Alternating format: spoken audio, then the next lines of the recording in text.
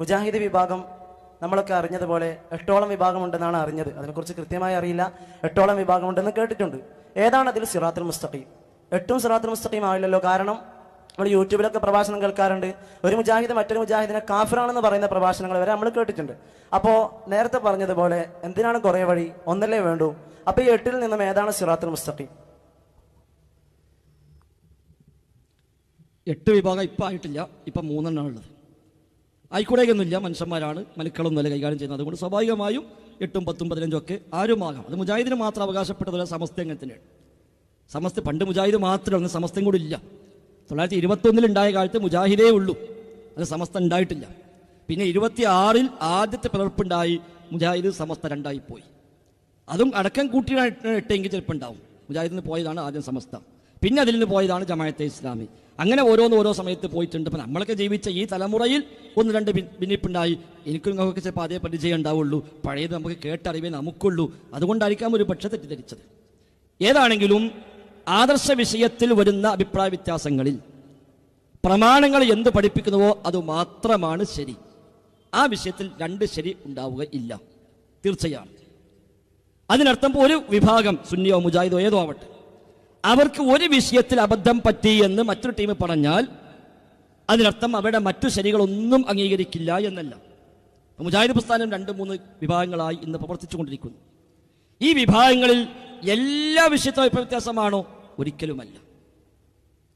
എല്ലാ വിഷയത്തിലും വീക്ഷണ വ്യത്യാസമില്ല. എന്നാൽ ചില അടിസ്ഥാന വിഷയങ്ങളിൽ പ്രമാണങ്ങൾക്ക് അന്യമായി ചില ആളുകൾ പറഞ്ഞപ്പോൾ അത് ശരിയല്ല എന്ന് പറയേണ്ടി വന്നു. അത് പറഞ്ഞു. അത് നമ്മളാളുകൾ ചെയ്തതല്ലേ, അതുകൊണ്ട് തൽക്കാലം മൗനം പാലിക്കാം എന്ന് മുജാഹിദുകൾ വിചാരിച്ചില്ല. ഉദാഹരണമായി ഇപ്പൊ സംസം വെള്ളം, അഹ്ലുസുന്ന ആ വിഷയത്തെ സ്വീകരിച്ചത് എന്താ? സംസം വെള്ളം മഹത്വമുള്ള വെള്ളമാണ്, അതിന് ബറക്കത്തുണ്ട്, ഭൂമുഖത്തെ ഏറ്റവും ശ്രേഷ്ഠമായ വെള്ളമാണ് സംസം. അഹ്ലുസുന്നയുടെ നയമാണ്. പഴയ കാലത്ത് മുഅ്തസിലിയാക്കൾ സംസമിന്റെ മഹത്വത്തെ നിഷേധിച്ചിട്ടുണ്ട്.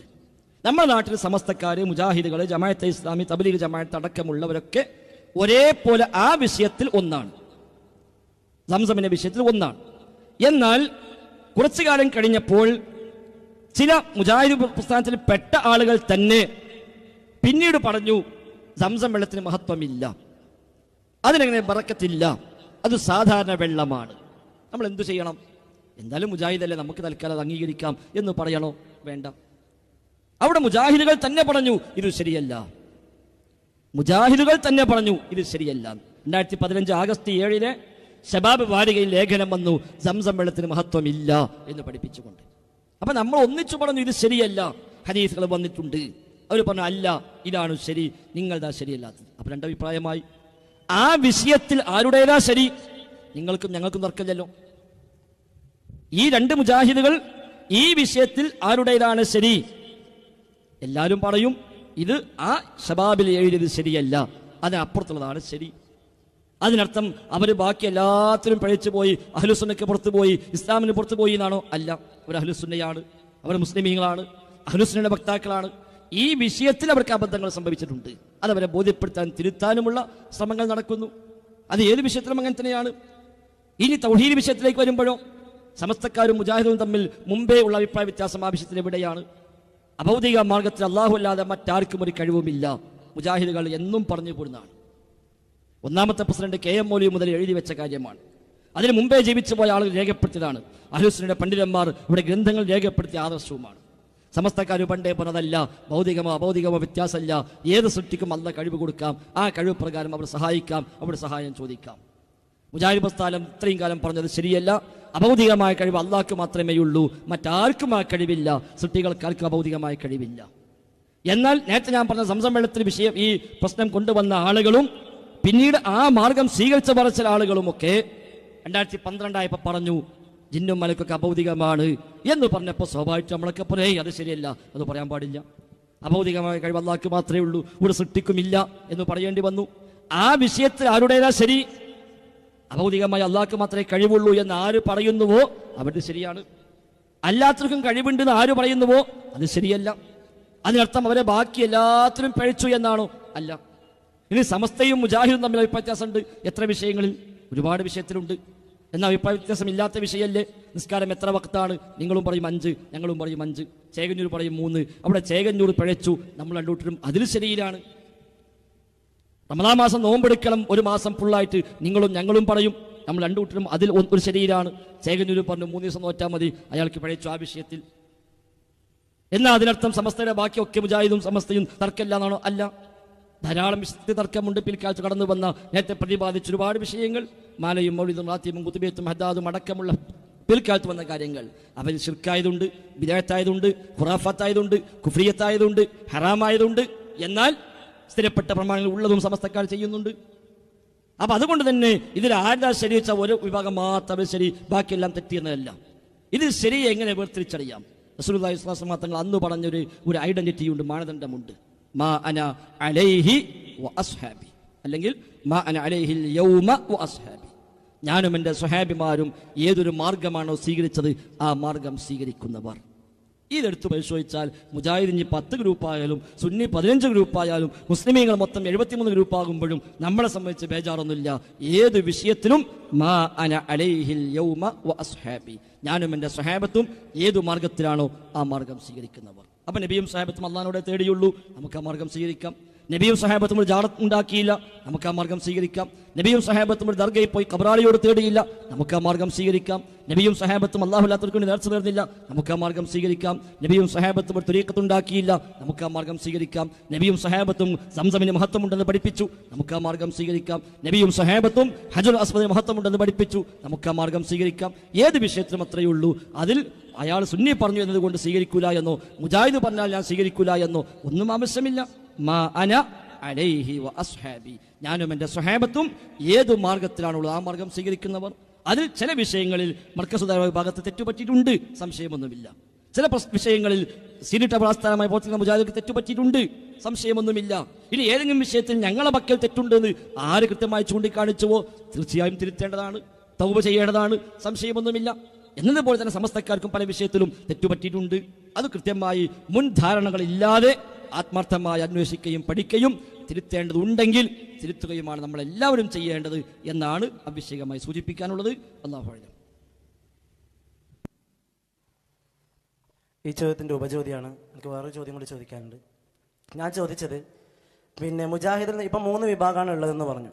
മുജാഹിദിൽ തന്നെ ഒരാൾ മറ്റൊരാളെ കാഫിറാണെന്ന് പറയുന്ന ഒരു അവസ്ഥ വരെ ഉണ്ടായിട്ടുണ്ട്, അങ്ങനെ കേട്ടിട്ടുണ്ട്. അപ്പോൾ ഞാൻ ചോദിച്ചത്, നമുക്കറിയാം ഇവിടെ ഏതാണ് ശരി, ഏതാണ് നേരായ രീതിയിലുള്ളത്, അത് ശരിയാണെന്ന് നമുക്കറിയാം. പക്ഷെ ഈ 3-ൽ നിന്നും ഏതാണ് ശരി എന്താണ് എനിക്കറിയേണ്ടത്? സിറാത്തുൽ മുസ്തഖീം ഏതാണ്? ഞാൻ പറഞ്ഞത് 3 വിഭാഗത്തിലും ഒരുപാട് വിഷയങ്ങളിൽ സിറാത്തുൽ മുസ്തഖീമിലാണ് എല്ലാവരും ഉള്ളത്, 3 മുജാഹിദും ഉള്ളത്. മിക്കവാറും വിഷയങ്ങളിൽ സിറാത്തുൽ മുസ്തഖീമിലാണ് 3 മുജാഹിദും ഉള്ളത്. എന്നാൽ ചില പോയിന്റുകളിൽ സിറാത്തുൽ മുസ്തഖീമിൽ തെറ്റിയിട്ടുണ്ട്, ചില പോയിന്റുകളിൽ സിറാത്തുൽ മുസ്തഖീമിൽ തെറ്റിയിട്ടുണ്ട്. അതിനാണ് ഞാൻ 2 ഉദാഹരണം പറഞ്ഞത്. 1 സംസം വെള്ളം, 2 അഭൗതിക വിഷയം. ആ 2 പോയിന്റിൽ ചില ആളുകൾ സിറാത്തുൽ മുസ്തഖീമിൽ തെറ്റി, ബാക്കി മുഴുവത്തിലും സിറാത്തുൽ മുസ്തഖീമിലാണ്. സമസ്തക്കാർ കുറച്ചുകൂടി അധികം തെറ്റി ചില വിഷയങ്ങളിൽ, ബാക്കി വിഷയങ്ങളിലോ അവരും സിറാത്തുൽ മുസ്തഖീമിലാണ്. നിസ്കാരം 5 വക്തേ ഉള്ളൂ, സമസ്ത സിറാത്തുൽ മുസ്തഖീമിലാണ് ആ വിഷയത്തിൽ. റമദാനിൽ നോമ്പ് നോക്കണം, സമസ്ത സിറാത്തുൽ മുസ്തഖീമിലാണ് ആ വിഷയത്തിൽ. സക്കാത്ത് കൊടുക്കണം, തെറ്റിയിട്ടില്ല ആ വിഷയത്തിൽ. എന്നാൽ തൗഹീദ് വിഷയത്തിൽ സമസ്തക്ക് തെറ്റി, അതുകൊണ്ട് ആ വിഷയത്തിൽ അവർ സിറാത്തുൽ മുസ്തഖീമിലല്ല. അവിടെ അത് തിരുത്തിക്കാനാണ് ഈ വക ശ്രമങ്ങൾ. എന്നതുപോലെ ഇനി ഞങ്ങൾ സ്വീകരിച്ച മുജാഹിദ് പ്രസ്ഥാനത്തിന്റെ പ്രബോധന വിഭാഗമായ വിസ്ഡം ഇസ്ലാമിക് ഓർഗനൈസേഷൻ സ്വീകരിച്ച ആശയാദർശങ്ങളിൽ പ്രമാണവിരുദ്ധമായി വല്ലതും ഉണ്ടോ? ആര് ചൂണ്ടിക്കാണിച്ചാലും പഠിക്കാൻ സന്നദ്ധമാണ്, ഉണ്ടെങ്കിൽ തിരുത്താൻ തയ്യാറാണ്. പക്ഷെ അൽഹംദുലില്ലാ അങ്ങനെ ഒന്നുമില്ല എന്ന് 100% ബോധ്യത്തിലാണ് ഞങ്ങളൊക്കെ സംസാരിക്കുന്നത്. എവിടെങ്കിലും ഏതെങ്കിലും പോയിന്റിൽ നിങ്ങൾ സ്വീകരിച്ച ആ ആശയം തെറ്റാണ്, ഇതാ ഇങ്ങനെ ആയത്തുണ്ട്, ഇങ്ങനെ ഹദീസുണ്ട്, അഹ്ലുസുന്നയുടെ പണ്ഡിതമായി ഇങ്ങനെ രേഖപ്പെടുത്തിയിട്ടുണ്ട് എന്ന് പറഞ്ഞാൽ തീർച്ചയായും അത് പഠിക്കേണ്ടതാണോ? അത് പഠിക്കുകയും അബദ്ധം പറ്റിയിട്ടുണ്ടോ തിരുത്തുകയും ചെയ്യേണ്ടത് തന്നെയാണ്, സംശയമൊന്നുമില്ല. അവിടെ ആർക്കും തെറ്റുപറ്റില്ല എന്നല്ല. നബി തങ്ങൾ പഠിപ്പിച്ചു തന്നെ എൻ്റെ ഉമ്മത്ത് 72 ആകുന്ന, എൻ്റെ ഉമ്മത്ത് 73 ആകും എന്നാണ് പഠിപ്പിച്ചത്. എൻ്റെ ഉമ്മത്ത് എന്നാണ് പ്രയോഗം. ഭിന്നിപ്പുകൾ പല രൂപത്തിലാണ്. ഇസ്ലാമിന് തന്നെ പുറത്തു പോകുന്ന ഭിന്നിപ്പുണ്ട്, അവർ ഇസ്ലാമിന് അന്യമായ കക്ഷിയായി കണക്കാക്കും. ഖാദിയാനികളെ പോലെ ഒരു മതത്തിൽ തന്നെ പുറത്താണ് അവരങ്ങനെയാ കണക്കാക്കുക. എന്നാൽ ഇസ്ലാമിന് ഉള്ളിലാണ്, അഹ്ലുസുന്നയ്ക്ക് പുറത്താണ് അത്തരം സംഘങ്ങളുണ്ട്. ഖദരിയാക്കൾ, റാഫിലിയാക്കൾ, ഷിയാക്കൾ, മുഅ്തസിലികൾ, ഖവാരിജുകൾ, ഇവരൊക്കെ മുസ്ലിമീങ്ങളാണ്. എന്നാൽ അഹ്ലുസുന്നയ്ക്ക് പുറത്താണ്. അഹ്ലുസുന്നയല്ല, മുസ്ലിമായി പരിഗണിക്കുന്നു, അഹ്ലുസുന്നയായി പരിഗണിക്കില്ല. ഇനി അഹ്ലുസുന്നയിൽ തന്നെയുള്ള വീക്ഷണ വ്യത്യാസങ്ങളുണ്ട്. അതിൽപ്പെട്ടാണ് ഇപ്പൊ 4 മദ്ഹബിന്റെ വീക്ഷണ വ്യത്യാസങ്ങൾ. ആ വിഷയത്തിൽ അവർ അഹ്ലുസുന്നയ്ക്ക് പുറത്താന്ന് പറയില്ല. അതിൽ അഹ്ലുസുന്നയുടെ ഉള്ളിലാണ്. അഹ്ലുസുന്നയുടെ ഉള്ളിൽ തന്നെ ഉണ്ടാകാവുന്ന കർമ്മശാസ്ത്രമായ വിശ്വാസങ്ങൾ ഉണ്ടാകാം, വ്യാഖ്യാന സംബന്ധമായി ഉണ്ടായ വ്യത്യാസങ്ങൾ ഉണ്ടാകാം. അതിന്റെ പേരിൽ മാത്രം അവർ അഹ്ലുസുന്നയ്ക്ക് പുറത്താണ് എന്ന് പറയില്ല. അതാണ് അഹ്ലുസുന്നയുടെ നയം. അതുകൊണ്ട് ഈ അഭിപ്രായ വ്യത്യാസങ്ങൾ അഹ്ലുസുന്നയുടെ ഉള്ളിൽപ്പെട്ട ആളുകൾ തമ്മിലുണ്ടായ വീക്ഷണ വ്യത്യാസങ്ങളാണ്. ചിലത് തെറ്റിദ്ധാരണയായിരിക്കാം, ചിലത് ബോധപൂർവമായിരിക്കാം. അതിൽ ചിലതൊരു പക്ഷേ അടിസ്ഥാന മേഖലകളെ സാരമായി ബാധിക്കുന്ന പോലും ഉണ്ടെങ്കിൽ ആ ഗൗരവം ബോധ്യപ്പെടുത്തി തിരുത്തിക്കാനാണ് ശ്രമിക്കേണ്ടത്. അതാണ് ചെയ്യുന്നത്. അല്ലാതെ നേരത്തെ സഹോദരന്റെ മറുപടിയിലും ഞാൻ പറഞ്ഞതുപോലെ ഒരു വ്യക്തിയെയും മതത്തിന് പുറത്ത് നമുക്ക് അവകാശമില്ല. ആരെങ്കിലും ഒരാൾ മറ്റുള്ള ഒരാൾ കാഫിറാണെന്ന് പറഞ്ഞിട്ടുണ്ടെങ്കിൽ തീർച്ചയായും അത് തെറ്റാണ്, അബദ്ധമാണ്. അങ്ങനെ പറയാൻ ആർക്കും അവകാശമില്ല. പറഞ്ഞതായി നമ്മളാരും ശ്രദ്ധയിൽപ്പെട്ടിട്ടില്ല. ഉണ്ടെങ്കിൽ ശരിയുമല്ല, അങ്ങനെ പറയാൻ പാടുമില്ല. ഞാൻ നേരത്തെ ഒന്നാമത്തെ ചോദ്യത്തിൽ പറഞ്ഞു, ഒരു വ്യക്തിയെ സംബന്ധിച്ചും അയാൾ മുസ്ലിം അല്ലാന്നോ അയാൾ മതത്തിന് പുറത്താണ് എന്നോ വിധി എഴുതാൻ ആർക്കും ആരെ വിഷയത്തിലും അധികാരമില്ല എന്നാണ് അഹ്ലുസുന്നയുടെ നയം. പൊതുവായി പറയാമെന്നല്ലാതെ വ്യക്തിപരമായി മുഅയ്യനായിക്കൊണ്ട് അയാൾ ഇന്നയാളാണ്, അയാൾ പഴച്ചവനാണ്, അയാൾ സ്വർഗത്തിലാണ്, അയാൾ നരകത്തിലാണ് എന്നൊന്നും പറയാൻ നമുക്ക് അനുവാദമില്ല. പൊതുവായി പറയാം, ഇന്ന കാര്യം കുഫ്റാണ്, ഇന്ന കാര്യം ശിർക്കാണ്, ഇന്ന ആദർശം ശിർക്കാണ്, അത് ശിർക്കിന്റെ ആശയമാണ് എന്നൊക്കെ പറയാമെന്നല്ലാതെ അയാൾ മുസ്ലിക്കാണെന്നോ അയാൾ കാഫിറാണെന്നോ പറയാൻ നമുക്ക് അനുവാദമില്ല. അങ്ങനെ ആരെങ്കിലും പറഞ്ഞിട്ടുണ്ടെങ്കിൽ തീർച്ചയായും പശ്ചാത്തപിക്കേണ്ട, തൗബ ചെയ്യേണ്ടതാണ്. അത് ഇസ്ലാമിന് അന്യമായ രീതിയാണ് എന്ന് തന്നെയാണ് ഞങ്ങളതിൽ പറയാനുള്ളത്. അല്ലാഹു അഅലം.